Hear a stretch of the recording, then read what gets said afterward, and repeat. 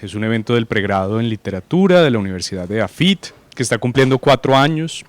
Es un evento que tiene una historia de intentar voltear una pregunta que normalmente se hace en contra de iniciativas como pregrados en literatura, que es la pregunta: ¿y qué hace la gente que estudia literatura? Hace 4 años nos planteamos esa pregunta desde el pregrado con la coordinadora de ese entonces, Alejandra Toro, y buscamos una forma de presentar de una manera muy directa qué hace la gente que vive de la literatura, con la literatura, para la literatura, pongan la preposición que ustedes quieran. Y resolvimos idear este espacio invitando a personas que trabajan con literatura desde una perspectiva del oficio, de la labor, del trabajo creativo, del trabajo editorial, de la promoción de lectura, de la traducción, de todos los oficios que están vinculados con la producción cultural, la circulación de la literatura, la evaluación de la literatura. Ese evento comenzó con unos encuentros en los cuales los profesores del pregrado conversaban con los invitados. Después tuvo una evolución en la medida que los estudiantes comenzaron a participar en esos espacios, acompañar a los profesores. Después los estudiantes conversaron con los invitados y después también tuvimos un momento, inicialmente se organizaban en EAFIT, era traer a las personas a la universidad a hablar de literatura, y después comenzamos a salir, a ir a los espacios importantes de la ciudad en los cuales se leía, en los cuales se conversaba sobre literatura. Y ahí Antimateria, esta es la segunda vez que nos recibe, estuvimos aquí hace exactamente 1 año, hemos ido a librerías, queremos ir a más lugares de cultura de la ciudad para encontrarnos con la gente que comparte nuestros intereses y poder conversar con ellos.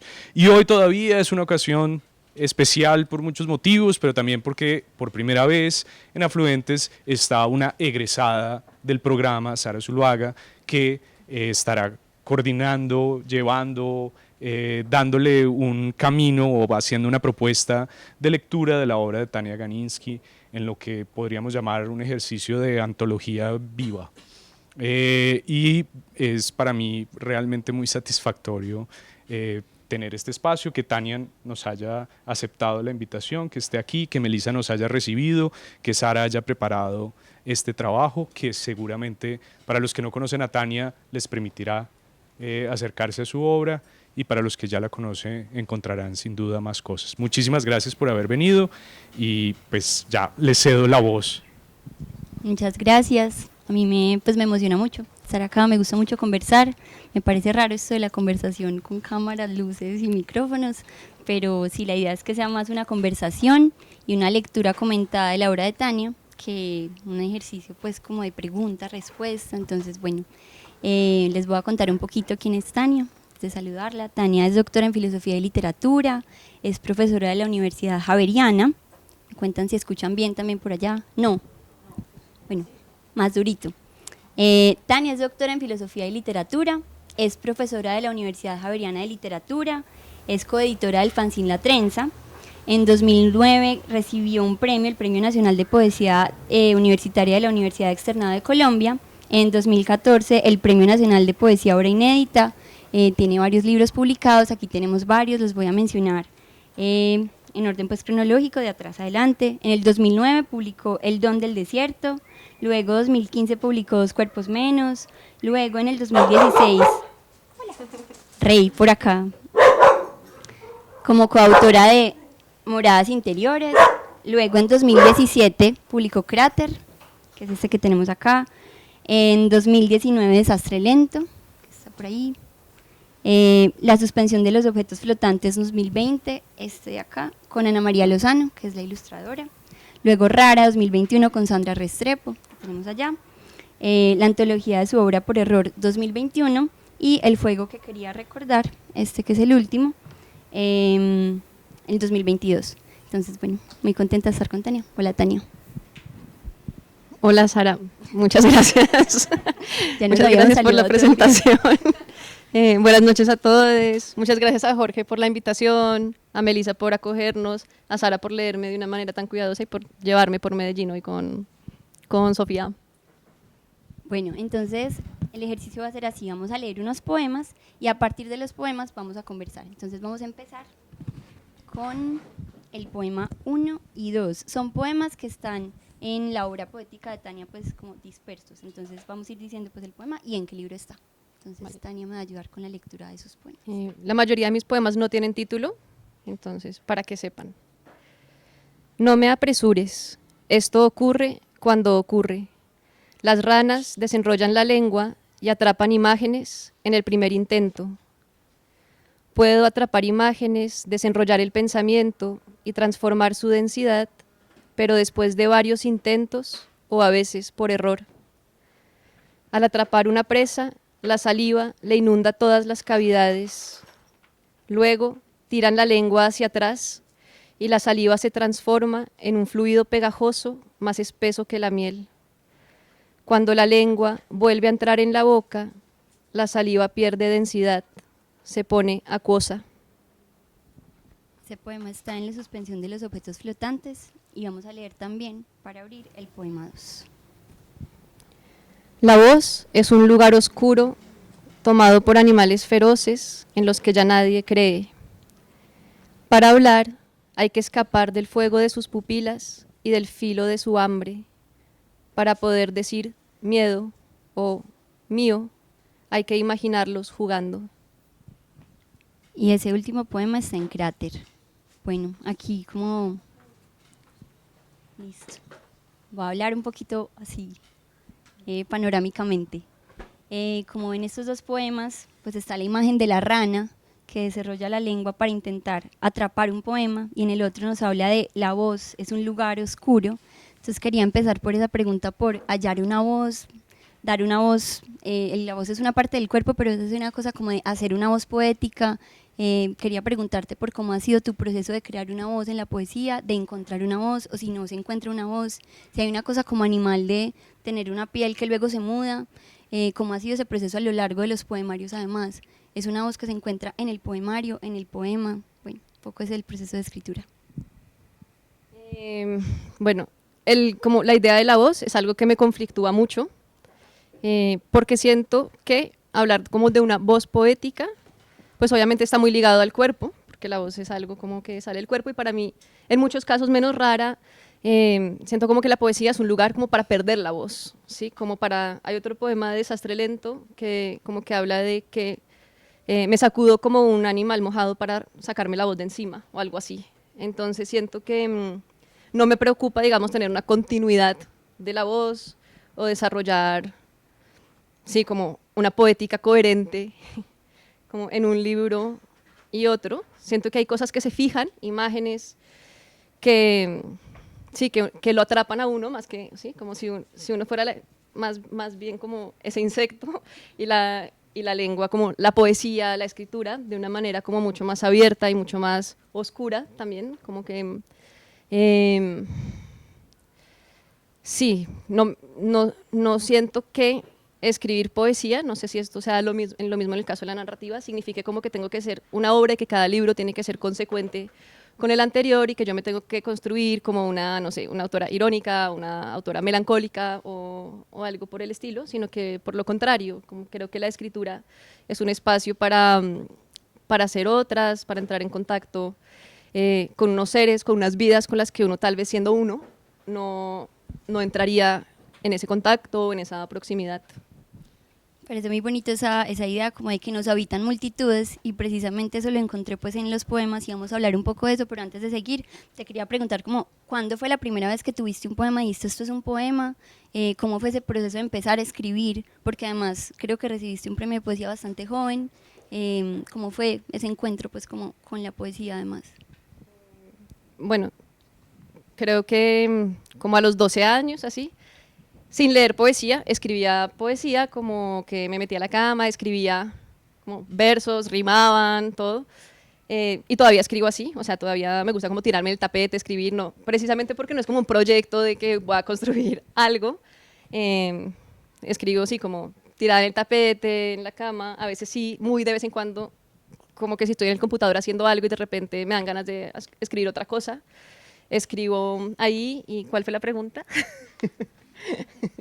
Esa precisamente, sí, como ese Sí. proceso de Y escritura. entonces, eso, como que creo que siempre supe que tenían como forma de poemas porque cortaba los versos, como que no eran largos, pero pues obviamente también creo que el poema prosa es un poema, que una novela puede ser muy poética también. Y la idea como de publicarlos o de ser poeta tampoco es algo que me preocupó nunca, pero cuando llegué a la universidad sí quise como concursar con esos textos que tenía.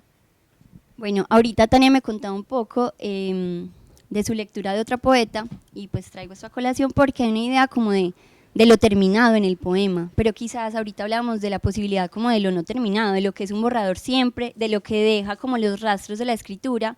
No sé si nos quisieras contar un poco de tu proceso de escritura y de cómo es enfrentarse al poema terminado, o si no hay tal cosa como un poema terminado, que contrasta con esa idea de algunos que es como la obra perfecta, que se termina, en la que todo como que converge, que es como esta analogía de la bomba, que entonces tiene una cosa como del cuidado, de la minucia.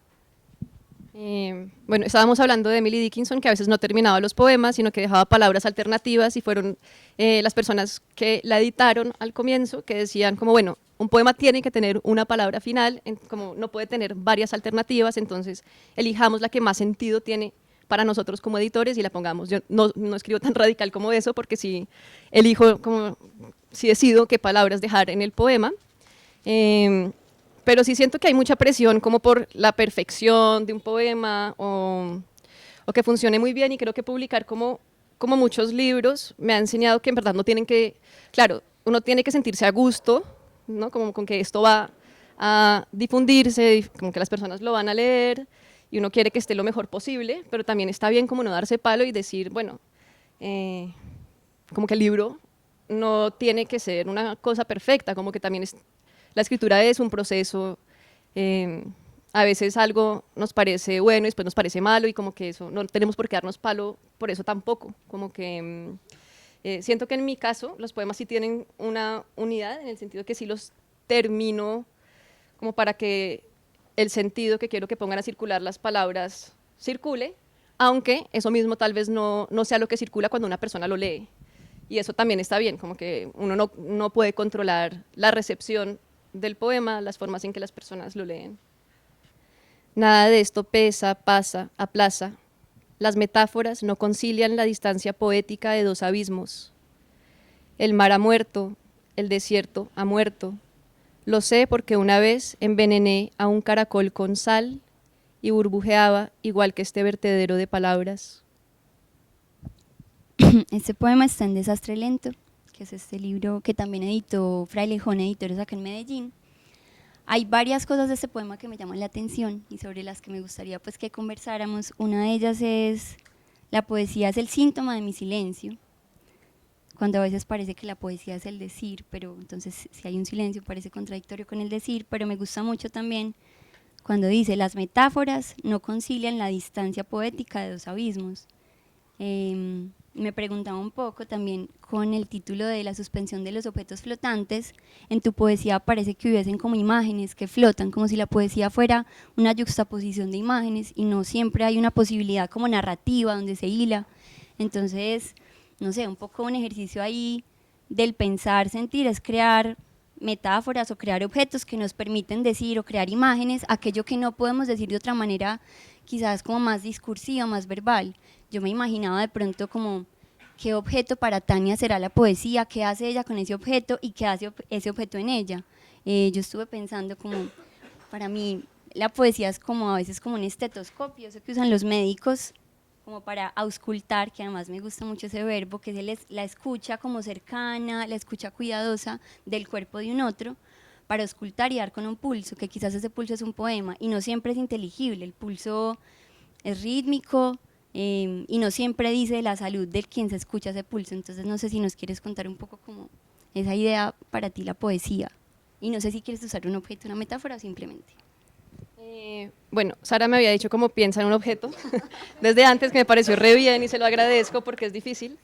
Y no sé si ustedes se acuerdan esos como rompecabezas de plástico que venían en una cajita y que uno como que movía los cuadraditos para, no sé si todavía los vendan, ¿no? Que a veces se le salían las piezas, pero que uno como que movía de repente, como que armaba una figura ¿sí? Pero entonces como que había muchos errores, uno la embarraba, y también, eso también a nivel formal, ¿sí? Como que uno puede escribir como el poema de cierta manera, como en cascada, en prosa, cortar los versos en una parte, pero después de repente si bajas una palabra que estaba en una línea, de repente esa palabra ahora en esa nueva línea genera nuevas conexiones con las palabras que están después y con las palabras que están antes. Y se generan nuevos sentidos y nuevas imágenes, y es una búsqueda por la imagen y por el sentido y por el sonido y por la espacialidad y como las líneas, que estoy mirando como hacia allá, solo porque las luces están raras. Pero creo que ese sería mi objeto, ¿sí? Es como un buscar, como que uno no sabe qué está buscando tampoco, pero uno sabe que es algo que tiene que ver con el espacio, con el ritmo, con el error, y esta parte que dice, la poesía es el síntoma de mi silencio, no sé si todavía estoy de acuerdo con eso, pues es un poema bastante viejo, pero si yo nunca me siento con, quiero escribir un poema sobre esto, como con una idea anterior, pero tampoco es escritura automática porque no, como que, o sea, sí estoy pensando y estoy muy consciente, pero sí estoy como buscando en la escritura misma, como si fuera ese espacio y fueran esas piecitas que uno va moviendo, y de repente como que encuentra algo y ya sigue trabajando desde ahí. Me gusta mucho esta idea del buscar, pues como no ir siempre con una idea preconcebida de lo que es el poema, y pensaba que uno no siempre piensa, soy así como raro, uno no siempre piensa con palabras, pues a veces piensa con el cuerpo mismo. Entonces aquí voy un poco a desordenar el orden pues de estos poemas que están acá, porque me parece muy bella esa idea de pensar con el cuerpo, pensar con las manos. Entonces hay un poemario muy particular acá pues de Tania, que es este Rara, del que me gustaría que nos contaras un poco esa experiencia enrarecida de la escritura, y podríamos para eso, si quieres, abrir con unos poemas de Rara. Ya te digo cuál es ahí. Poema 5. ¿Con el epígrafe? Bueno. Entonces está el epígrafe, que es de Chantal Maillard, que dice: corté el hilo o simplemente lo solté, se sueltan tantas cosas y hace tanto tiempo, el aire se entumeció, o fue la mano. Y sigo al poema, que es como el tercer, bueno, no es el primer poema del libro. El cuerpo se vuelve ruidoso mientras deja de funcionar. Luego, el dolor te somete a un silencio punzante. Puedo decir que a mis 33 años mi cuerpo hirió mis sentimientos y fue un obstáculo en mi camino.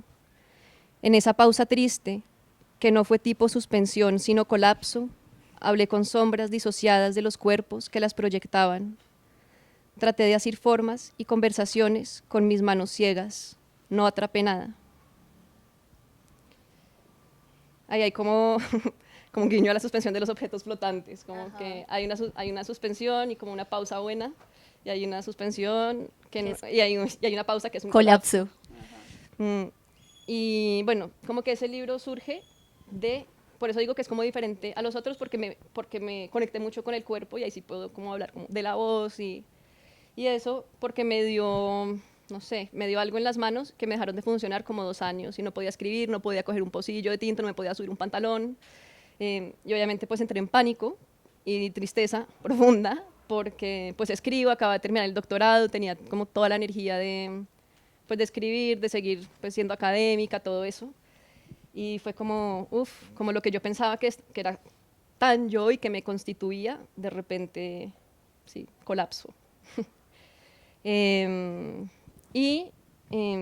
Entonces tenía, y todavía me toca con el computador, escribir a dictado. Entonces también muchos de los poemas, por lo menos en el proceso de transcripción, fueron hechos a mano. Ya después escribí algunos cuando estaba un poco mejor, así como hasta donde me diera la muñeca que me empezaba a doler.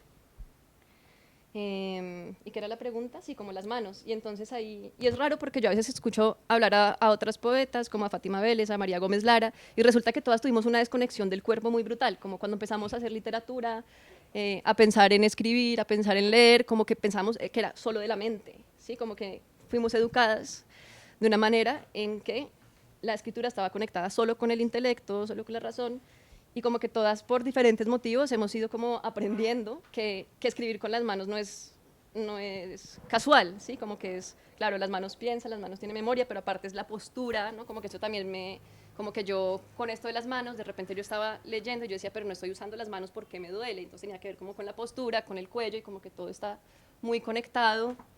Y bueno, eso fue como el aprendizaje de Rara, ese fue el aprendizaje de Rara. Y es que escribo con las manos y escribo con un cuerpo. Y en ese momento el cuerpo se estaba yendo y me estaba amenazando la no poder volver a escribir. Es un libro re triste. Pero mi editora decía, pero el libro está hecho, ¿no? Ganaste y está ahí y existe. Y pues sí, pero igual es bien triste. Y bueno, pues uno escribe con el cuerpo, pero ese cuerpo está en un espacio, es un objeto en el espacio, es un objeto suspendido en el espacio, y este otro libro, La suspensión de los objetos flotantes, creo que está atravesado por un espacio particular. Hay una sensación además como de estar en unas dinámicas diferentes. No sé si nos quieres contar un poco. Hay además unas imágenes de un canal, aparecen muchos barcos. Ese libro, ¿cómo nació? Pues, ese proceso de escritura, ¿dónde fue? Además porque el espacio lo determina mucho, ¿o no? Bueno, sí, está súper determinado por el espacio, tanto Cráter, Desastre Lento y La suspensión de los objetos flotantes los escribí viviendo en Inglaterra. Algunos poemas de Desastre Lento y Cráter los escribí en Bogotá, pero los libros se armaron cuando estaba haciendo el doctorado en Inglaterra. Con La suspensión me fui a vivir, no en un barco, sino en un edificio que daba a un canal donde parqueaban los barcos de manera como gratis. Entonces pasaban muchos barcos por ahí, se podían quedar 2 semanas. Entonces veía eso. Y también ese lugar donde yo vivía en Inglaterra se llama Coventry, y es un lugar súper postindustrial. Inglaterra es un lugar raro, pues en esa arquitectura postindustrial, los túneles, no sé qué, también tiene muchas cámaras, hay mucha vigilancia. Me sentí muy cercana a la ciencia ficción por primera vez. Entonces es un libro que viene de eso, como de esas sensaciones vigiladas, también flotantes, también el agua. Yo antes escribía pues mucho sobre el fuego, ahí sentí que cambió un poco mi elemento. También conseguí un trabajo estando allá, pero en Páramos acá, que tenía que ver con el agua, en Boyacá. Entonces todo como que se fue articulando. Y de repente un día tampoco escribo pensando voy a hacer un libro sobre tal cosa, sino que un día me di cuenta tengo un montón de poemas sobre cosas que flotan, los voy a juntar, y pues y así trabajo yo, así como tengo un montón de poemas sobre el dolor y las manos, entonces luego lo armo.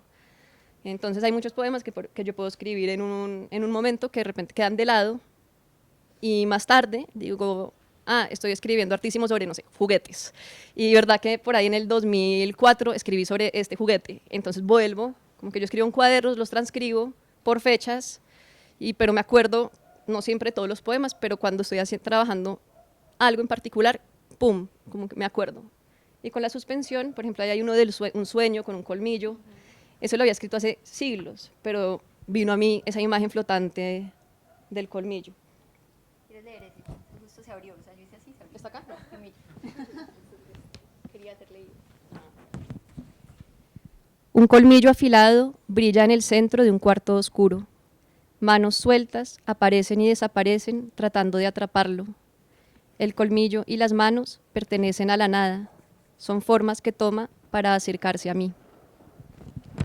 A mí de este poemario y de todos, creo, casi todos, me llama la atención no solamente la presencia de esos objetos como que nos sacan del lugar, entonces un colmillo flotante en el espacio, luego aparecen unas manos, y otra cosa es muchos animales, pues, y animales, hay ballenas, hay caballos, hay ranas. Hice un poquito un rastreo de esos animales, escogí algunos poemas, pero además en Desastre Lento dices el animalario de mi lengua, o sea, te refieres al animalario de tu lengua.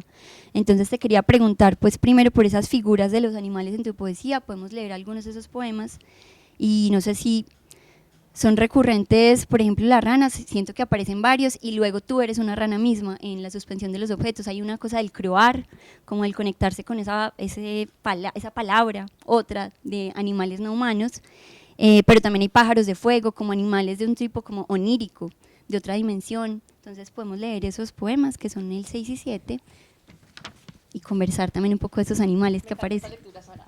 Muchas gracias por leer todo con tanta atención. No, a ti. 6. 6. Pues no se llama 6, 6 es el que está acá. Dicen que la última llama se encenderá en el océano, en el estómago de la ballena que hospeda los mitos olvidados, en su canto que conjura el retorno de los dioses. Pero yo he escondido unas cerillas para amparar las llamas de la tierra. Se acaba ahí, pegaste 2. Ah, se quedó el de Desastre Lento ahí, siquiera no lo leíste. Pues porque ese no está pues en esta selección de los animales. Y el 7. Ah, sí, perdón. Los tigres atraviesan las flores sin el cuidado de rodearlas. Me aproximo, recojo el desastre que flota en el aire, los pétalos enfermos, los granos de tierra fuera de su espacio y tiempo. Por aquí han pasado los tigres, mi escritura guarda su desastre. Bueno, sobre los animales, Desastre Lento está lleno de animales y como les dije, yo no planeo, como antes, voy a hablar sobre animales porque también Desastre Lento se armó de la misma manera que todos y es como encontrando como por magnetismo unas relaciones entre poemas que están escritos. Y hay de todo, o sea, como en Desastre Lento hay animales que son animales que son mucho más oníricos, me parece una lectura muy acertada, y animales que son de alguna manera metafóricos. Y siento que la poesía me ha acercado muchísimo a los animales, ¿sí? Me ha hecho como pensar, verlos, buscarlos en Wikipedia, buscarlos en Google, cómo entender sus funcionamientos. Y es muy intuitivo, por ejemplo, en este de los tigres, creo que realmente no estoy hablando de los tigres, en el de es que como que escribo mucho con la imaginación. Las ranas, por ejemplo, aparecen ahí, a veces Desastre Lento tiene que ver como con el fin del mundo, con los fines de algunos mundos, y con cuestionarme de eso, entonces la rana es pues siempre como un símbolo como de un ambiente sano, con agua, ¿cierto? Pero también, o sea, y eso significa la rana, pero también para mí está como la oposición, que muchas personas dicen, no, el animal de la poesía es el pájaro, que como que vuela, es súper melodioso, pero la rana está en la tierra, croa, no siempre son tan armónicos sus sonidos, pero también limpia, entonces también para mí es como un pequeño tótem poético que simboliza, ¿no? Como no es un objeto, pero es lo que como una criatura que simboliza la poesía para mí. Ahí pues como retomando los animales, esa imagen de en el estómago de la ballena que hospeda los mitos olvidados, me parece que ahí mismo activa como pues creo que en quienes escuchamos esa imagen, una idea que viene de la literatura, de otros relatos. Entonces yo siento que en tu poesía se cuelan otro montón de voces, que no son solamente de la literatura, creo que vienen, hay alguna parte en la que hablas como de los nevados en Colombia, que para mí fue muy especial esa parte como de la montaña, del territorio colombiano, pero también de palabras como de comunidades ancestrales, y ciertamente también de otras voces de la literatura. Entonces hubo un poema que fue muy bello porque yo ese poema lo leí desapercibidamente, y se lo mandé a una amiga que está acá, María José, y el poema se llama Tabaquería. Entonces a mí el poema me gustó mucho, se lo mandé a María José y ella me dijo como, ay, qué bueno leerlo a la luz de Pessoa. Y fue como, yo no sabía que había otra voz resonando ahí. María José con su lectura profunda de Pessoa ya sabía que esto estaba resonando con un poema de Pessoa. Entonces podemos leer el poema y conversar un poco de cuáles son esas otras voces que ausculta tu poesía, pues, y no tienen que ser voces pues de la literatura, voces. Sí, de una. Tabaquería. No sabes que vivo bajo el ángulo de tu existencia, entregada a tu vacío con el afán de ocultártelo, de que no veas, que no eres, que no serás, que no puedes querer ser nada, con el afán de hacerte creer que llevas dentro de ti todos los sueños del mundo. Yo sé que tú vives bajo el ángulo de mi existencia, entregado a mi vacío con el afán de ocultármelo, de que no vea, que no soy, que no seré, que no puedo querer ser nada, con que creo que llevo dentro de mí todos los sueños del mundo.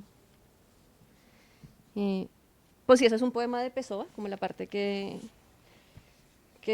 ya se me olvidó, cómo era la de... ¿Cómo es que es cuál es la parte?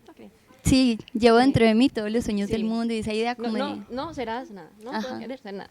Pero lo digo así porque la primera vez que yo leí este poema, justo no fue en Pessoa, sino que Liliana Felipe, que es una cantante argentina radicada en México, tenía, y no sé, lo encontré cuando estaba en el pregrado, que era eso, como como un blog de música que existían, no me acuerdo, como un SoundCloud, una cosa así, y tenía musicalizado todo Tabaquería, pero de una manera casi que como performática, era como un performance. Entonces tenía, y eso me quedó para siempre, como ese poema en la versión de Liliana Felipe.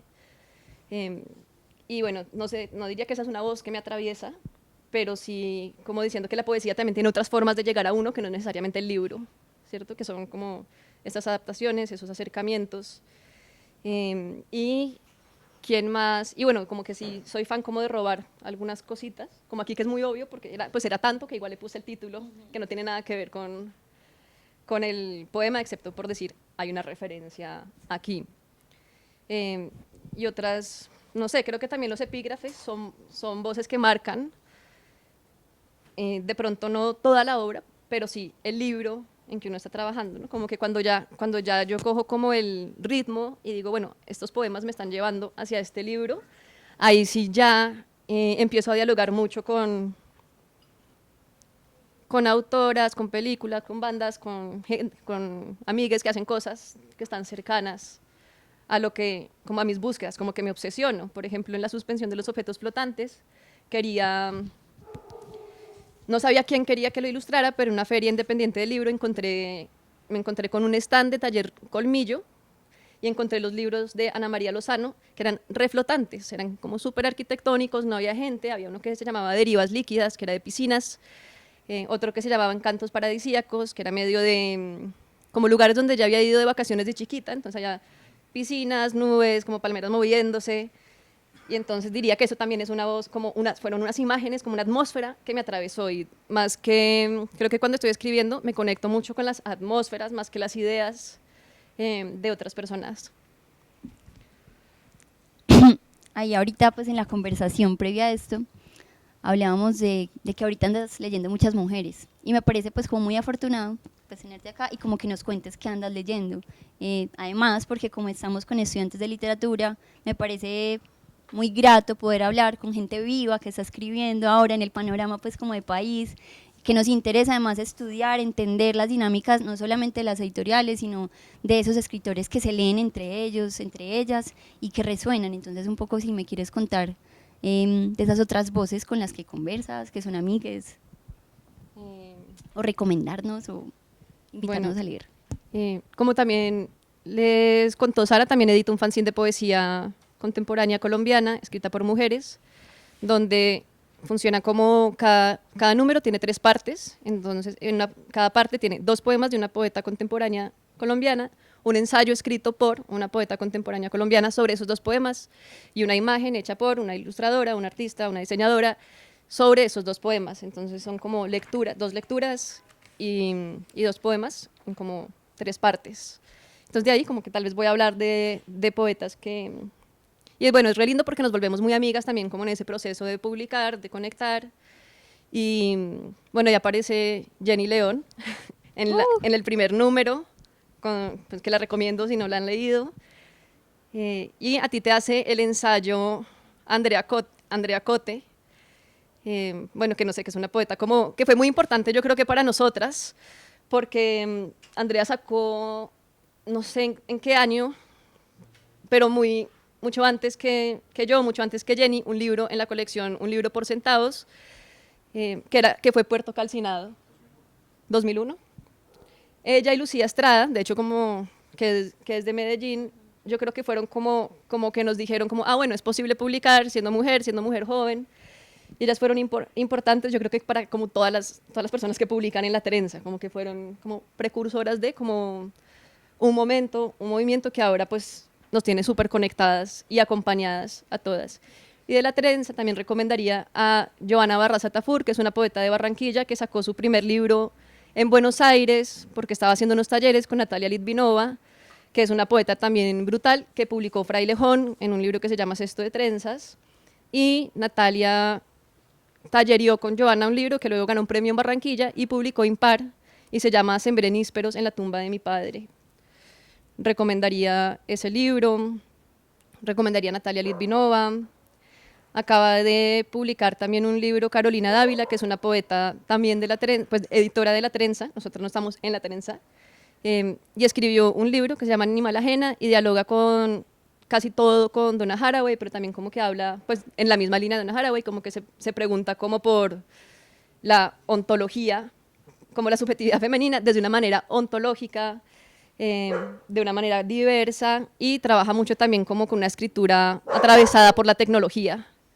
No ya colombianas, como que estoy obsesionada, que les estaba contando, con una autora que se llama Anne Boyer, que es poeta y escribió un ensayo que se llama Desmorir, una reflexión sobre la enfermedad del mundo capitalista, y es un ensayo increíble sobre como su proceso durante el tratamiento pues, de quimioterapia por el cáncer de mama, y lo que hace es como reflexionar sobre qué es como las prácticas como capitalistas y heteronormativas, como de estar en un procedimiento médico, de ser paciente, de ser diagnosticada, y como el lenguaje, como que ella dice, bueno, de repente entré en la grieta oncológica del lenguaje y como cae ahí y empieza como a, pues como a analizar críticamente y también padecer mucho como ese lenguaje y esa situación. Pues recomendaría esos libros, entre... A mí me gusta mucho la idea como de constelación, porque es como que uno a veces ve algo que le gusta, entonces quiere leer algo como eso, que resuena con esto. Entonces ahí como que vamos tejiendo constelaciones de lectura, que me parecía muy chévere, pues, a partir de tu escritura, saber como qué lee Tania, pues, o con quiénes se relaciona Tania. Aquí hay una preguntita con la que quiero que leamos dos poemas también. El poema 8 y un fragmento de otro poema que está en otro poemario. Entonces, bueno, a este poema le respondo luego en rara, entonces ya como que no... ya no, podemos leer la respuesta también. Un día no tendré escritura, sacaré la lengua como los colgados, inútilmente.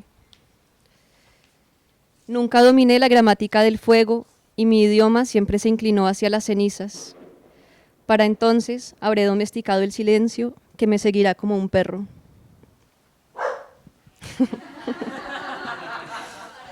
Entrenado.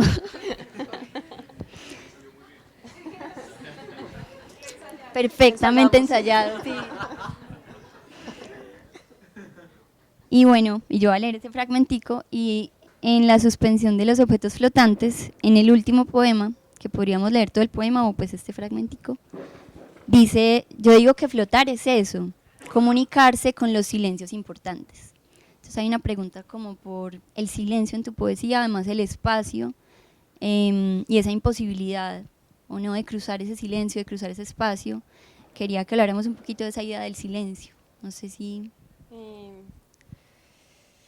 Sí, o sea, para mí el silencio es como lo que me acompaña cuando escribo. Y está en la suspensión de los objetos flotantes, porque es como que todo se suspende, ¿no? Y la atención se concentra mucho, es como que todo lo demás flota, y de repente uno como que está escribiendo y eso es lo único, como lo único que existe, y hay un contacto re profundo con eso que tienes enfrente. Y para mí entonces el silencio es eso, como suspender, poder concentrarme, poder parar muchísima, como una atención que es como de otro mundo. Casi como estar, sí, como si uno estuviera debajo de una piscina, como fijándose como en las luces, todo eso, y como que todo lo demás alrededor no se oye. Y que incluso hay un poema así, me gusta mucho, como debajo de la piscina, y cómo percibir debajo de la piscina. Sí. Aquí me voy a ir pues como a otra parte de tu vida, que es esta vida académica. Entonces, como les contaba ahorita, Tania tiene 2 maestrías en filosofía y literatura, tiene un doctorado en filosofía y literatura de la Universidad de Warwick, en Inglaterra, y ahorita estábamos conversando de un proyecto que tienes posteriormente, que es sobre Emily Dickinson, y estuve leyendo ahí por encimita, como que tu proyecto de investigación de doctorado es sobre Paul Celan, Emily Dickinson, a partir de una lectura de Blanchot y de Jean-Luc Nancy. Y hay una idea de como de enviar, como pues tú nos explicarás mejor, pero quería que nos contaras un poco, aquí ya me metí con lo que no, eso no, pero si podíamos conversar un poquito de esa idea del poetic address, que yo tampoco sé qué es, que si querías acá hacer un corto... Bueno, Está difícil la pregunta. Pero además estamos con estudiantes de literatura, que nos interesa la investigación en literatura Pero sí, y la investigación que conversa con otras disciplinas, entonces chévere. entonces hay una discusión como entre Maurice Blanchot y Jean-Luc Nancy sobre pensar como unas comunidades incompletas. Entonces donde como que lo que están pensando es la relacionalidad, pero no desde la identidad o como un contenido particular, sino como básicamente la posibilidad de que yo me pueda dirigir a ti y que tú me escuches y que haya como que sea posible la relacionalidad a partir de una palabra que se envía, ¿sí? Y donde no pesa tanto el contenido, sino la misma posibilidad de contacto, cercanía. Y entonces, digamos que son muy como escuetamente, porque todo esto es como surge de ellos, como con un raye de cómo se ha pensado la comunidad desde una perspectiva como esencialista, pensando en que hay que trabajar por construir una misma esencia y cosas así. Entonces ellos están diciendo, bueno, pero la literatura, dicen Blanchot y Nancy, como tiene algo muy particular y es que nos permite conectarnos de otra manera, de una manera que ellos llaman desobrada, que es como, ¿qué es esto? Que es como poder dirigirnos a otros y simplemente pensar en eso como de una forma más ontológica y ética. Y entonces, como que yo lo que hago es como que leo en Celan y Dickinson, que son dos poetas que dicen mucho tú, y Dickinson, por ejemplo, escribió un montón de cartas. Entonces, para mí, como que ese fue también su taller de escritura. Y entonces ella, en sus poemas, muchas veces se inventa un sujeto poético, ¿sí? Como que no es Dickinson, ¿no? como que esa tendencia, como asociar, no, entonces Dickinson es una escritora del siglo XIX y solo habla de sí misma, como que para nada. Dickinson en algunas cartas dice como, bueno, cuando yo hablo de mí como la representante del verso, no quiero decir yo misma, quiero decir como un sujeto ficticio. Entonces Dickinson muchas veces como que usa una estructura casi epistolar, entonces como que empieza un sujeto poético hablando y al final ese sujeto poético desapareció y el poema se trata de la llegada a un lector, ¿sí? Que es curioso también porque Dickinson no publicó, pero tiene como esa estructura. Y Celan también todo el tiempo se está dirigiendo a un tú, pero también tiene unas formas particulares como de cortar la comunicación para que no podamos como apropiarnos completamente del sentido y decir, ah, bueno, yo me puedo poner en su lugar, como que te bota información, de repente te corta y te dice, hey, esto me pasó a mí, no te pasó a ti, pero también podemos entendernos en esa distancia y en esa diferencia, pero también es súper importante la posibilidad de decir, y de hecho Levinas tiene como una diferencia entre el decir y lo dicho sería como el contenido, el mensaje, y el decir es la posibilidad simplemente de que esto llegue a otro lado, de que yo quiera dirigirme hacia, como un estar inclinado a. Y obviamente siento que todos los poemas tienen ambas cosas, pero ahí entonces yo me estaba enfocando como en esas estructuras poéticas del envío en diálogo con esa reflexión de Blanchot y Nancy sobre la literatura. Muchas gracias. No sé si es claro. Pues, no, sí, claro, interesante y qué bueno leerlo también. Y acá, pues digamos, me parece muy interesante que nos cuentes de tu proceso también de ser profe de literatura, que no solamente lo eres dentro del pregrado de literatura de la Universidad Javeriana, sino también tallerista. ¿Cómo ha sido ese proceso de acompañar a otros a escribir? Sí, y diferente, digamos, en un entorno académico a en un entorno un poco más desestructurado como estos talleres que nos contaras y que nos cuentes ese escenario, ¿cuál es? Que no recuerdo. Bueno, a mí me encanta enseñar y me encanta dar talleres también fuera de la universidad. Es súper distinto, de hecho como que yo le decía a Sara, bueno, yo después me vuelvo amiga de mis estudiantes de talleres, pero no de mis estudiantes de la universidad. Pero creo que en todos los casos para mí es muy importante y algo que me encanta de los talleres es como la vulnerabilidad y esa posibilidad de exponerse que tiene la gente cuando va a un taller porque quiere, ¿no? Como que no es una clase. Y también me cuestiona mucho como que en un departamento de literatura se supone, ¿no?, que hay como unos criterios de qué es lo que es literatura, qué es algo que tiene calidad, qué no, y como que yo lo que aprendo en los talleres de poesía es como que, bueno, sí, como que la poesía no está limitada por nada, o sea, la poesía es justamente como la apertura a ser lo que no es. Y esa permanente apertura es lo que me gusta buscarla, ponerla a circular en los talleres de poesía, ponerlos como a derrumbar lo que piensan que es poesía, porque muchas veces entras a un taller y las personas piensan que hay unas palabras más poéticas que otras, que la poesía es una cosa en particular, que tiene que sonar de tal manera, que tiene que... y entonces como ponerles cosas raras, diferentes, que rompen con lo que ellos piensan, no para que ellos también hagan eso, pero para que se den cuenta de que no hay un deber ser de la poesía. Y en las clases de literatura, pues obviamente también es muy importante para mí eso, como la vulnerabilidad, la intimidad, y poder construir algo entre todos, ¿sí? Como que a mí me molesta mucho cuando no leen, que casi no pasa tanto en los talleres, porque la gente está ahí realmente, muchas veces son gratuitos, está ahí como de otra manera.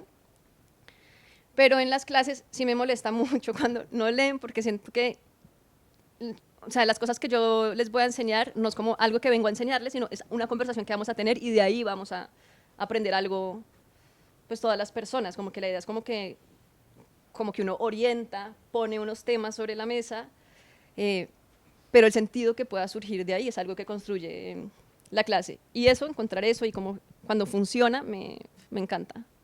Sí, totalmente. Yo creo que la conversación es un poco el centro y una buena conversación, ayer conversaba con alguien más sobre qué es una buena conversación, tiene un poco todas esas partes, las partes más narrativas que de pronto pueden tener una voz que guía, otras partes de pronto más poéticas, pero siempre hay este intercambio, pues hay una cosa como ensayística en la conversación. Y sobre esto te quería preguntar, pues la literatura finalmente es como un gran caudal del que entonces entramos a escuchar un pedacito, como un momento de la ola, en el que es imposible sumergirnos completamente, pero como esa relación con la tradición literaria, pues que creo que en la lectura, digamos, inmersiva, es que a veces la voz como que se activa, pues, o como que surge unas ganas de decir, en escuchar a otro, de resonar. No sé si queremos hablar un poco como, no quiero decir la importancia, porque no es la importancia, pero digamos, la salud que da un poco escuchar voces de todo ese caudal histórico que es la literatura, y eso cómo lo haces en tus clases, porque sé que enseñas, por ejemplo, a una poeta como Emily Dickinson, cómo es un curso de literatura sobre una escritura que no está contextualizada en este presente actual. No, yo creo que sí está contextualizada en este presente actual, ¿no? Como que si yo enseño a Dickinson en el siglo XXI es porque hay aspectos muy relevantes, ¿no? No solo como por hacer memoria de esta persona que escribió en ese momento, sino pues hoy les estaba mostrando a ellas que editorialmente Dickinson es un reto para la industria editorial hoy en día también, ¿no? Y como que estaba haciendo cosas que quizás o sea, tal vez la industria editorial hoy en día puede por fin publicar a Dickinson como en su carácter experimental que ella estaba trabajando en el siglo XIX. Entonces, por ahí, por un lado. Por otro lado, por ejemplo, en los talleres de poesía a veces tengo una sección que es como el poeta y la tradición. Entonces, a Santiago Rodas lo pongo con Eli Ramírez, a María Paz Guerrero la pongo con Rambo, ¿sí? Y mostrar cómo es a Gloria Susana Esquivel con Franco Jara, ¿sí? Entonces, mostrar también, hacer evidente que las personas que están escribiendo hoy en día, los poetas contemporáneos, también están siempre dialogando con... no tiene que ser como la historia de la literatura, pero sí con lecturas que les marcaron y que marcaron su camino, su pensamiento, ¿no? Como que también la poesía es un proceso de pensamiento, ¿no? ¿Cierto? Como que no es solo como la expresión, como un desahogue, ¿cierto? Sino es la expresión de un pensamiento sintiente, ¿cierto? Y por eso conectamos con autores de hace siglos o de hace décadas. Bueno, voy a proponer otra lectura de otro poema, si te parece. Aquí podemos hacer la lectura del poema 9 y 10. Me encanta que digas, el poema 9 son los 2 epígrafes. Sí. De Desastre Lento. Ajá. Uno es de Rosario Castellanos, una poeta mexicana. Es como un fragmentico. Compartimos un solo desastre lento. Y el siguiente es de Bataille. Solo tenemos en común el vértigo del abismo. No sé si los explico antes de pasar al... también en la tesis de Dickinson y Celan, como parte de esta cuestión relacional y parte de lo que para ellos como nos conecta, y para Blanchot y Nancy también, como que la finitud es una cosa muy importante porque es algo, viene otra vez el cuerpo, ¿cierto? Como que el cuerpo es algo que tenemos en común, es algo que nos separa, ¿no? Como que marca nuestra singularidad, ya pensándolo hoy en día, después de tanto dolor de Rara, ¿cierto? Como que también la singularidad de nuestro dolor, de nuestros procesos de sanación, de, sí, como nuestra fisicalidad, también nos marca, nos separa y nos conecta también con otras personas, como a través del cuidado, bueno, de mil maneras. Entonces compartimos un solo desastre lento, solo tenemos en común el vértigo del abismo, es pensando también en en esa finitud que nos conecta con los demás seres vivos, ¿cierto? Con los animales de Desastre Lento, con lo vegetal también. Y este es el primer poema de Desastre Lento. El mundo va a acabarse antes que la poesía y habrá nombres para diferenciar el olvido de la fauna del olvido de la flora. La palabra esqueleto solo se referirá a los restos humanos, porque habrá una forma particular de describir el conjunto de huesos de cada especie extinta. Habrá un nombre para designar la última chispa de fuego, un nombre primitivo como el del maíz, y otro para la transparencia del río que muchos se habrán lanzado a atrapar al confundirla con sus almas. Las crías nacidas ese día no se tendrán en cuenta, pero la palabra parto sustituirá la palabra ironía, que ya habrá sustituido la palabra tristeza. Y habrá un léxico de adioses, porque se dirán de tantas formas que llenarán un libro entero, que es lo que quedará del amor de la literatura. El mundo va a acabarse antes que la poesía, y la poesía continuará afirmando su devoción a lo perdido. Me da mucha tristeza ese poema. Sí, ese poema me parece. Y precisamente pues siento que estamos en un momento de mucha muerte, pues a un nivel no solo humano, y quería preguntarte por esa relación como con el desastre lento, como con la agonía, que además es mucho más dolorosa que la muerte inmediata, a la que nos somete un poco como el capitalismo que ignora, y que creo que esas otras realidades que ignoran sistemas económicos, políticos y sociales aparecen también en tu poesía. Entonces, quería hablar un poquito de esa relación con el fin, o sí, de la poesía ante ese fin inminente. Pues Desastre Lento sí nace como, es antes de la pandemia, pero sí en un momento como pues como la crisis ambiental, como el venado de cola blanca ahí como en peligro de extinción. Entonces sí está eso, también estaba viviendo en Inglaterra y como que yo, no sé, como eso que yo nunca había estado en Europa antes de irme a vivir allá, entonces era como no, va a ser un mundo mejor y de repente uno va allá y también está como hecho mierda. Y como las personas migrantes de ahí son también como de las colonias inglesas, en India, todo, ¿sí? Como, entonces yo sentía como que estaba en un lugar súper residual, como que todo lo sentía residual. Entonces yo decía, bueno, el temor al fin del mundo también todo el tiempo, o sea, yo pensaba como, bueno, ¿en qué siglos no habrán tenido como temor del fin del mundo? ¿Sí? Como en ese siglo, o sea, en el siglo XX total había, sí, como, inclusive me imagino como en el Imperio Romano, como conquistando lugares que pensaban que tal vez todo se iba a acabar. Entonces como que me pasaron dos cosas. Empecé a sentir una estetización del miedo del fin del mundo, como que esto es algo súper plástico porque ya estamos en un mundo replástico, sí, incluso como, ¿saben? Como árboles que pensamos que son naturales, no son naturales, fueron traídos, o sea, como todo está conectado con una artificialidad brutal que habla de fines de muchos mundos. Entonces, Desastre Lento es una mezcla, como una combinación de darme cuenta de lo falso que es el miedo al fin del mundo, pero también de lo real, que es el fin del mundo, como desde una perspectiva ecológica, capitalista, ¿no? Como también con relación a la desigualdad y la sobrevivencia de muchos lugares y muchas especies. A mí me gusta como que Desastre Lento, ese es ¿de qué año? Bueno, es anterior es del 2017 en realidad. Y es anterior a Rara, y siento que en Rara pasa algo y es como estamos asistiendo todavía como a ese desastre, a ese derrumbamiento, pero ya hay una cosa como que no está separado lo artificial de lo natural, que de pronto en Desastre Lento está más como observar el venado de cola blanca. En Rara ya todo se ha enrarecido tanto que me recuerda un poco, ahorita estábamos hablando de Donna Haraway y su concepto como el compost. Estamos empezando a hacer compost con todo eso que es como plástico y que yo no sé dónde está la barrera de lo artificial y lo natural. No sé si quieres hablar un poco porque además es un libro, ese no está abierto. Por dentro tiene un color como un naranjado resaltador artificial, un poco ya se mezcla esa barrera que antes aparecía en la poesía. O sea, hablar un poco de... Pues es como un óxido, como que está oxidado. Hace mucho tiempo yo leí un libro de Belén Gopegui que se llama Deseo de ser punk, y es un libro así como de posguerra. Sí, pues, ¿quieres mostrar, Francisca? Voy a mostrar ahí, pues. Sí, y está cruzada como por imágenes así, un sol oxidado. Sigue hablando. Si Hay quieres. como drones, sí. Ujú. Y bueno, en ese libro ella estaba hablando como de una canción de David Bowie que se llama como All the Young Dudes, como que es un chico como de 25 años se suicida.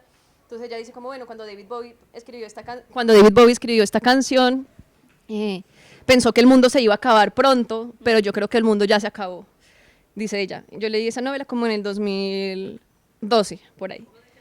Deseo de ser punk, de Belén Gopegui. Y es súper chévere, es como de una niña de 17 años, como una España ahí post-franquista que está tratando como de buscar un lugar para ella y sus amigas y encuentra la música. Y como que quieren un lugar donde escucharla y parchar.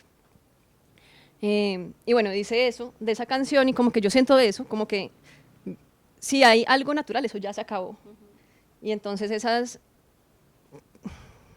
esa idea de lo natural es absolutamente falsa, pero luego es como ese límite, ¿verdad? Porque sí hay cosas que tenemos que cuidar, no sé, como las plantas, Como otras vidas, pues. sí, otras vidas, pero sí vivimos como atravesados, ¿no? Con lo que comemos, todo eso. Entonces creo que ya en Desastre Lento me estaba preguntando por esos finales, pero en Rara ya sí es verdad, como que lo tengo súper asumido y ni siquiera me he dado cuenta que ese libro trataba sobre eso, ¿sí? Como que para mí es la mano, sí hay como una cuestión con la tecnología porque estoy dictando con la voz, que también es algo súper raro para mí porque les decía como que siempre era una poeta de borrar la voz, y ahí la voz es todo porque es como la única forma que tengo como de expresarme.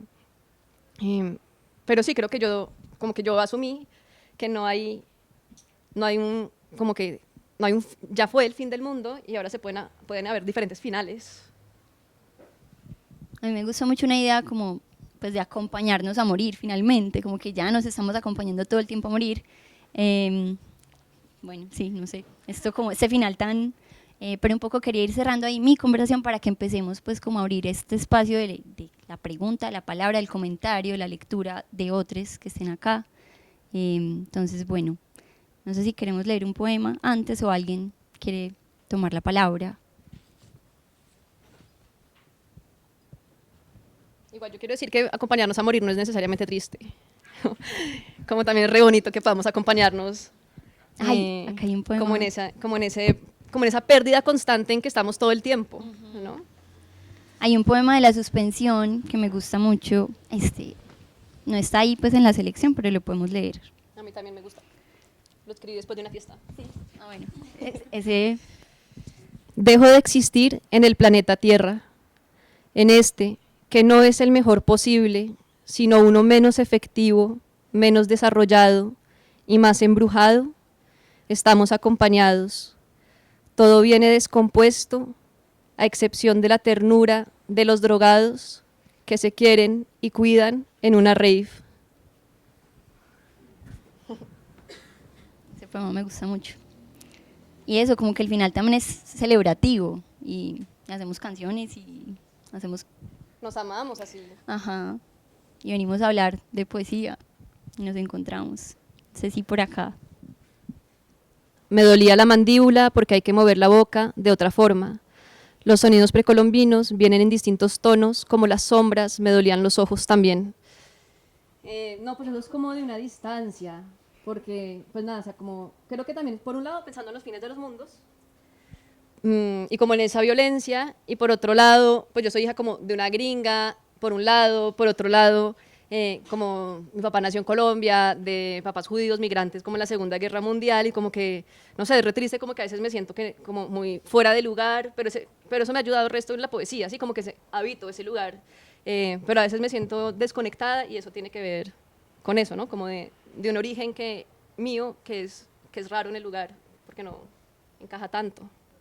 Y por eso como que la mandíbula encaja y se desencaja, ¿sí? Como... Pero es real, o sea, cuando uno, pues justo después de leer ese poema fue que dice, como la poesía no es algo extraño, sino que es la capacidad de nombrar el mundo y decir cosas que a veces son tan obvias y uno no nota, y decir como, esta mujer me hizo, digamos que te imaginabas tras de las fotos como desencajando la mandíbula, y fue como, eso es sumamente poético, ya me parece que incluso el moverse del cuerpo es sumamente poético. No, todo chévere. No, gracias por ese comentario, está increíble.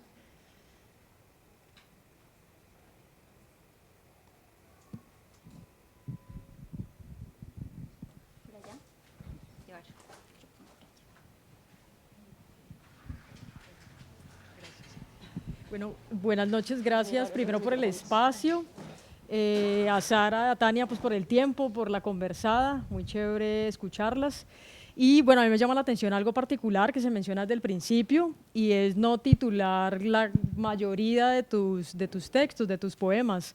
Entonces me obligaba un poco a pensar cómo es el ejercicio entonces de otorgarle un gran título a ese compilado de cosas, de textos que no tienen títulos, es decir, el título del libro, cómo logras llegar a ello, ¿no? Porque no sé si es un ejercicio de esquivar los títulos o exactamente porque no se logra concretar como ese enunciado inicial de bienvenida un poco de los lectores, pero que sí o sí tiene que concretarse en el título que compila la juntanza pues, de esos textos no titulados. Como una pregunta pues como más aterrizada a lo que estábamos conversando, ustedes conversaban. Y lo otro me preguntaba un poco, ¿cómo tienes organizada tu biblioteca? Gracias. Listo. Gracias por la pregunta. Es re bueno lo de los títulos, porque cuando doy talleres, como todos los estudiantes, siempre tienden de una a querer titular todo. Y me parece que los títulos dicen demasiado, ¿sí? Como que los títulos te dicen qué buscar en el poema, y yo creo que hay que dar más libertad al lector, pero si tienes un poema que es un poquito confuso, creo que el título sirve, ¿sí? Como que es como una flecha, apunta a algo. Entonces, si tiene el título puede ser desafortunado porque vas a cerrar el poema. Si no tiene el título, está mucho más abierto y pues con la precisión y con el trabajo que has hecho con el poema, yo pienso que es como suficiente. Pero si tú sientes que necesitas guiar un poco más, pones el título en el poema y de eso depende cuando mis poemas tienen título o no. Y sobre titular el libro, me parece lo más difícil, pasa al final, pero como les decía, como que mis libros sí a veces como que sí tienen como una unidad, una continuidad entre los poemas, entonces ya entonces sí siento que hay que como señalar un norte, ahí sí como la misma lógica del poema, ¿no? Como bueno, ¿qué quiero que atraviese, ¿no? Como el hilo, ¿no? Como que conecte esto. Y cómo se me ocurren, pues es súper difícil. Por ejemplo, cráter, lo pensé resto, un día amanecí y soñé, o sea, no sé qué soñé, pero la primera palabra que es cráter, como se tiene que llamar cráter, o sea, me lo dieron los sueños. Desastre lento se llamó Para callar, junto a los narcisos.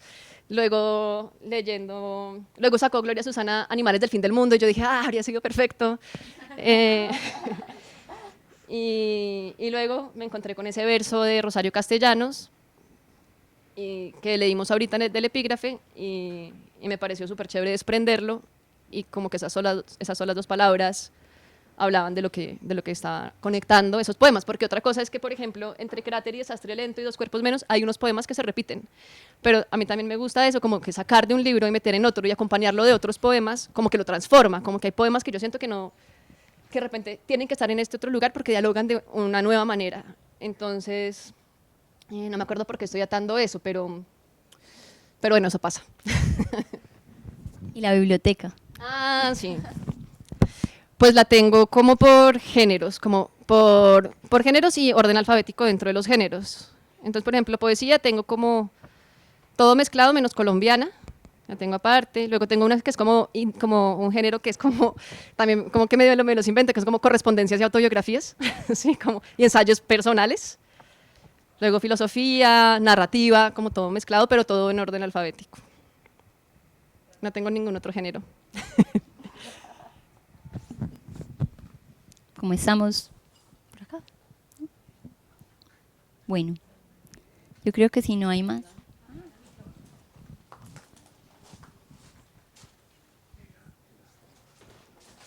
No, decir nada muy teso. Lo único que quería decir es que te admiro mucho. Es la primera vez pues, que tengo la oportunidad de estar en presencia, escuchar tus poemas en presencia. Te he leído mucho. Bueno, no mucho. Alguito. No, pero es gran fan.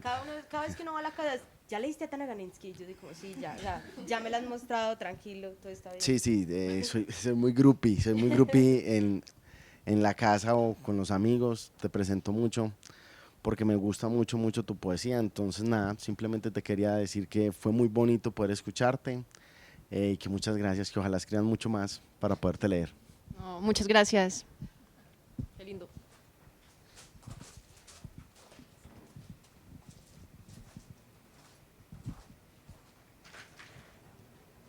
Bueno, entonces,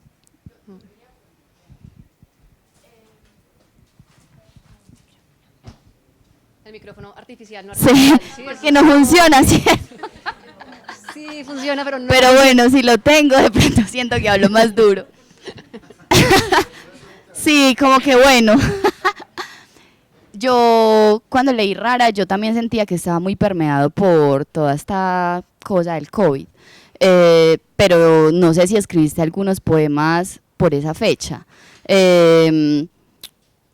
Sí sentía como que, o sea, como que la conexión era que tu voz se estaba perdiendo y efectivamente tu voz en las manos se estaba perdiendo. Claramente no sabía la historia tan triste. Pero también sentía mucho y quizás también por mi manera de leer el mundo en ese momento en el que lo estaba leyendo, y es que tus palabras se estaban acabando, así como las de, yo siento que mucha gente, ¿cierto? Como que las palabras con el mundo se estaban acabando, las relaciones con el mundo. Entonces, mi pregunta es si algunos de esos estaban permeados por pues por la situación, o eran casi todos por lo que te estaba pasando a ti. Pues las dos cosas estaban como pasando al tiempo también. Hay unos poemas que sí escribí durante el COVID, porque como que sí sí, como lo de las manos empezó como en junio de 2019 y el COVID empezó en marzo, y pues me duró, pues todavía, pues ya puedo hacer cosas, pero me duró hartísimo. Entonces, sí, al mismo tiempo yo estaba muy encerrada antes del COVID, porque pues sin las manos no podía hacer mucho, sí, como que no podía salir, parchar, coger una cerveza, como que pues la enfermedad aísla un montón. Pues no sé, ustedes habrán enfermado, saben como que cambian las dinámicas sociales y todo. Entonces, de hecho, cuando empezó el COVID fue como, como, ok, sí, igual no he podido ir de fiesta, no he podido hacer mil cosas, normal. Entonces, de pronto en eso hay una conexión también. Y así como aparente, no necesito el mío. Pues de pronto puede parecer estúpido, pero ¿qué se siente? O sea, a mí me duelen un montón las manos y por eso me da como, pucha, me dan ganas como de llorar un montón porque, claro, creo muy peque todavía como para que me duelan tanto las manos y me da mucho miedo sentir que las quiero perder. Y eso pasó desde esa enfermedad de chikungunya hace un montón de años que afectaba, así se llama, o sea, que afectaba las articulaciones y digamos que yo no soy normalmente tan funcional como el resto del mundo, entonces me da mucha rabia porque soy feminista, entonces me toca igual preguntarle a un man que me puede abrir pues como algo que yo podría abrir, eso da mucho mal genio. Entonces como fue puta, ¿qué sentías cuando sentías que se te estaba perdiendo tu herramienta de vida, sí, como te enfrentabas a... Pues yo creo que lo más difícil sí es como esa dependencia, ¿cierto? Como que uno de repente es independiente y de repente tiene que depender para que te abran una puerta, para que, ¿sabes? Como realmente como para que me sostengan una cerveza, para lo que sea. Es como esa pérdida de autonomía, que es horrible. Y iba a decir otra cosa que también era... Perdón. Pero bueno, yo creo como que uno... y lo del tiempo, hay que parar, ¿sabes? Como que tener un afán y una impaciencia como por escribir mil cosas, por hacer mil cosas, y de repente el ritmo de trabajo cambia, ¿saben? Y yo vivo como en un embale constante de querer hacer mil cosas y de repente, no puedo, o solo puedo escribir hasta que me empiece a doler, y entonces si yo antes me quedaba escribiendo 5 horas seguidas, como un poema, versiones, pues ya no podía, y como, pues hay que aprender a estar en paz con un nuevo ritmo que tu cuerpo te pide y que uno pues tiene que respetar y escuchar para poder hacerlo pues de a poquitos, pero por lo menos poder hacerlo. Entonces yo creo que pues que sí hay que escuchar. Entonces si te duele, pues no seguir como haciendo las cosas. Y para mí es eso, como entender que uno sí puede depender de la gente y como que no, pues que chanda, no poder ser completamente autónomo, pero también es lindo a veces como aceptar eso. Y lo otro es eso, como ser o sea, lo más difícil es esto, como la paciencia, como saber que el ritmo que uno venía manejando pues no lo puede manejar y que pues que es así, o que tal vez no puedes ir a hacer unas cosas que te parecían súper divertidas de hacer. Sí, por ejemplo, yo después de eso como que me da una tristeza horrible, ya no me drogo, por ejemplo, como que no me siento segura, como que no quiero como cambiar mi estado, como que si ya estoy tranquilo, no quiero como, ya he estado como mal, como que quiero como estar tranqui, sí, como eso, como cambiar unas prácticas, unos ritmos y aceptar que uno necesita la gente más de lo que uno quisiera necesitarla.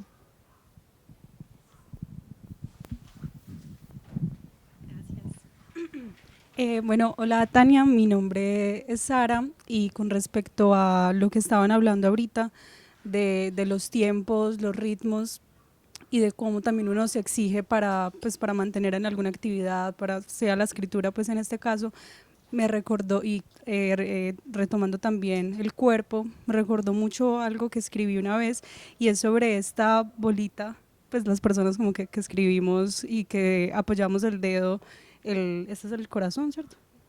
Sí. No, el del medio.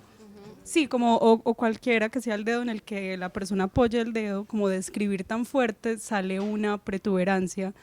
Y yo me hice consciente pues de esa protuberancia desde muy pequeña, o sea, desde 5 o 4 años, desde que empecé a colorear, mucho antes de saber como que quería estudiar literatura, que quería escribir, me di cuenta de esa protuberancia, de ese como escribir fuerte, de colorear fuerte, como de una tensión o una presión que ponía ahí. Y luego, pues ya, eso fue como este año, como que lo relacioné y hice como un escrito de que esa era como una de las primeras manifestaciones como de mi escritura, como que se había, pues antes de saber qué tipo de escritura iba a tomar, como mis palabras y mis cosas, como que la primera manifestación fue como en el dedo, como en el cuerpo.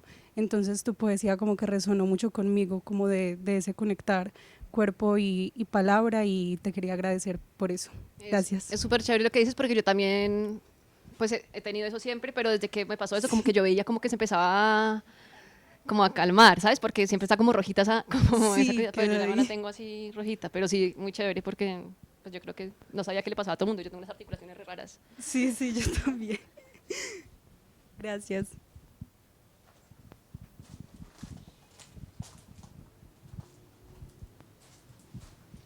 Bueno, no sé si cerramos con un último poema. Ay, no, tengo dos, que no sé cuál, o tres, pero yo creo que, bueno.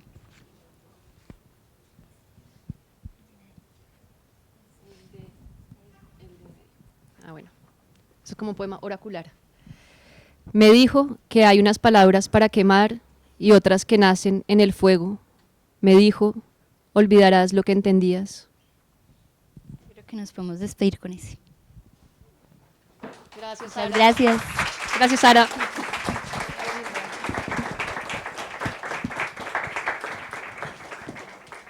Muchas gracias a todos por estar. Gracias. Muy lindo. Me sentí muy cómoda. Gracias, Sara, qué preguntas tan bellas.